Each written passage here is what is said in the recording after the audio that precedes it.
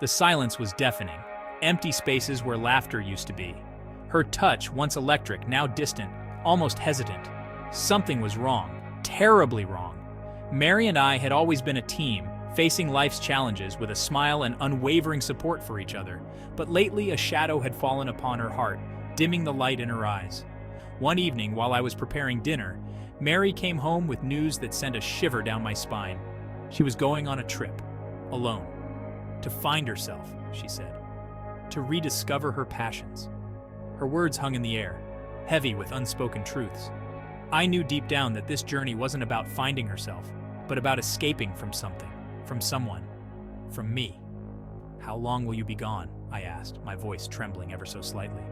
"I don't know, John," she replied, her gaze distant, lost in a world I was no longer a part of. "I need time. Time to think, to breathe." My heart sank. Time. The one thing I couldn't afford to give her. Not when I felt our connection slipping away like grains of sand through my fingers. The days that followed were a blur of anxiety and dread. Mary's absence was a gaping hole in my life, amplifying the silence that had become a constant companion. I tried everything to salvage what was left of our marriage. Heartfelt letters, bouquets of her favorite lilies, voice messages filled with promises and pleas for her to come back to me. Each day that passed without a response was a blow to my soul. The woman who had vowed to stand by me through thick and thin, the woman I had built my life around, was slipping further and further away. The pain was unbearable, a constant ache in my chest that I couldn't escape. Her side of the bed remained cold, her scent fading with each passing night. The meals I cooked, once shared with love and laughter, were now consumed in solitude, each bite a bitter reminder of what I had lost. I was adrift in a sea of despair. The woman I loved, the only woman I had ever loved, had become a stranger. One night, fueled by despair and a desperate need for answers, I did the unthinkable. I called Mary's phone, praying for her voice, even if it was filled with anger or indifference. The phone rang and rang, each tone a hammer blow to my already shattered heart. Just when I was about to hang up, a voice answered, but it wasn't Mary's. "Hello?" A man's voice, deep and unfamiliar. My blood ran cold. "Who is this?" I stammered, my voice thick with a mixture of fear and rage. "Is Mary there?" I asked, my heart pounding in my ears. A brief pause, then a chuckle. "She's in the shower," the voice replied casually. "Can I take a message?"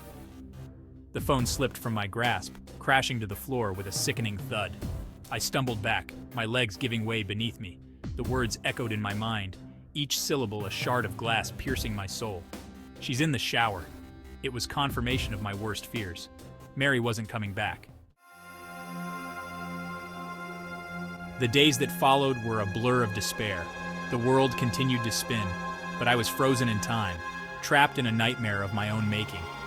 Alcohol became my only solace, numbing the pain, if only temporarily. Each swig of whiskey was a temporary escape from the crushing reality of my situation. I withdrew from everything and everyone. Work became an unbearable chore. My colleagues' concerned glances a painful reminder of the life I was rapidly destroying. Sleep offered no respite, haunted by nightmares of betrayal and abandonment. I was a ghost of my former self, existing solely in the shadows of my own misery. The man I used to be, the man who had built a life with the woman he loved, was gone, replaced by a hollow shell consumed by guilt and self-pity. I had become a stranger to myself, lost in a labyrinth of my own despair, with no way out. One morning, I woke up on the floor, my head pounding, my mouth tasting like stale whiskey and regret. The remnants of last night's binge littered the living room, empty bottles, scattered cigarette butts, a testament to my self-destruction. As I stumbled to my feet, a glimmer of light caught my eye. It was my reflection in the darkened TV screen. But it wasn't me. It was a stranger staring back, his eyes bloodshot, his face haggard and drawn. In that moment, something shifted within me. A flicker of self-awareness pierced through the fog of despair. I couldn't continue down this path of self-destruction.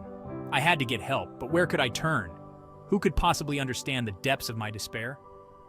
As if by some divine intervention, the phone rang, shattering the silence that had become my constant companion. It was Mark, a colleague from work. I hesitated for a moment, tempted to ignore the call, to retreat further into my self-imposed isolation. But something, perhaps a sliver of hope, compelled me to answer. "John," Mark's voice was filled with concern. "Are you okay? We're all worried about you."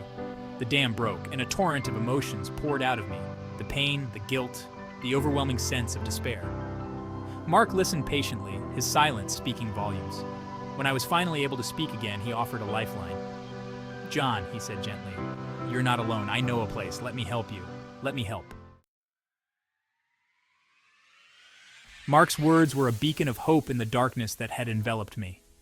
For the first time since Mary's departure, I felt a glimmer of something other than despair, a flicker of hope, a sliver of determination to reclaim my life from the abyss. I reluctantly agreed to meet Mark. He drove me to a nondescript building tucked away on a quiet side street. As we stepped inside, I was greeted by a wave of warmth and the murmur of voices. It was an AA meeting, people from all walks of life, sharing their stories of struggle and hope. As I listened to their experiences, I felt a sense of connection, a realization that I wasn't alone in my pain. For the first time in what felt like an eternity, I felt a glimmer of hope. It wouldn't be easy, but with each shared story, each word of encouragement, I felt a renewed sense of purpose, a desire to fight for my own recovery. The meeting was both terrifying and liberating. To hear my own story reflected in the experiences of others was both humbling and empowering. I wasn't unique in my pain, and that realization, as strange as it may seem, offered a sense of comfort. I wasn't alone. The road to recovery was long and arduous, but I was determined to fight for my life, for my sanity. The guilt and shame of my actions weighed heavily on me, but I knew that dwelling on the past would only hinder my progress. I had to forgive myself, to accept that I had made mistakes, and to focus on building a better future. Each day was a battle against the demons that haunted me. The urge to numb the pain with alcohol was ever present, but I clung to the hope that had been rekindled within me. I attended AA meetings religiously, drawing strength from the shared experiences of others who understood the depths of my despair. The road to redemption was paved with setbacks and temptations, but with each hurdle I overcame, I felt a renewed sense of strength, a growing belief in my own resilience. I was no longer the broken man who had sought solace at the bottom of a bottle.